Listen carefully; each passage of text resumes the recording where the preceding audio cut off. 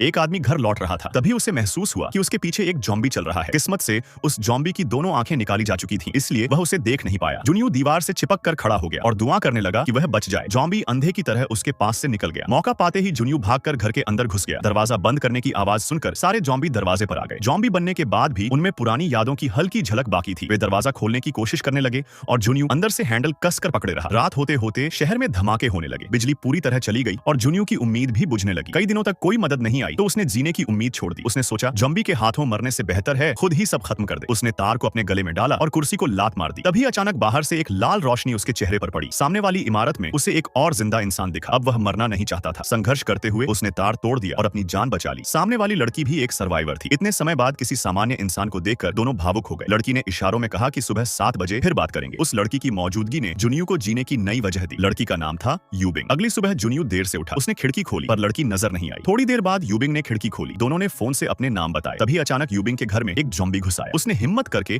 उसे जाल में फंसाकर मार गिराया। रात को तेज बारिश हुई। जुनियो ने बर्तन रखकर पानी इकट्ठा किया, लेकिन कुछ ही दिनों में उसका खाना खत्म हो गया। वह भूख से कमजोर पड़ने लगा, पर यूबिंग से कुछ कह नहीं पाया। यूबिंग ने रस्सी से बंधी गेंद के जरिए खाना भेजने की कोशिश की। दूरी ज्यादा थी, गेंद नीचे गिर गई। जुनियो ने ड्रोन की मदद से रस्सी जोड़ दी। यूबिंग ने उसी रस्सी से खाना भेज दिया। तभी एक फायरमैन जॉम्बी ने रस्सी देख ली। जॉम्बी ने जोर से खींचा। यूबिंग गिरकर बेहोश हो गई। जॉम्बी ऊपर चढ़ने लगा। जुनियो ने बोतल फेंककर उसका ध्यान भटकाया। खुशकिस्मती से यूबिंग समय पर होश में आ गई। दोनों ने तय किया कि अब बाहर जाकर खाना ढूंढना होगा। रात में जुनियो चुपचाप बिल्डिंग से बाहर निकला। पड़ोसी के घर में उसे डिब्बा बंद खाना और 2 वॉकी टॉकी मिले। तभी एक जॉम्बी ने उस पर हमला कर दिया। वह किसी तरह बचकर घर लौट आया। कई दिनों बाद उसने पेट भर खाना खाया। उसने आधा खाना और एक वॉकी टॉकी यूबिंग को भेज दिया। अगली सुबह वॉकी टॉकी से यूबिंग की आवाज आई। इतने दिनों बाद इंसानी आवाज सुनकर जुनियो भावुक हो गया। अब वे हर दिन बात करने लगे। एक दिन बात करते हुए उन्हें बारिश जैसी आवाज सुनाई दी, लेकिन बाहर बारिश नहीं बल्कि जॉम्बियों की भीड़ दौड़ रही थी। और नेक्स्ट पार्ट के लिए सब्सक्राइब करें।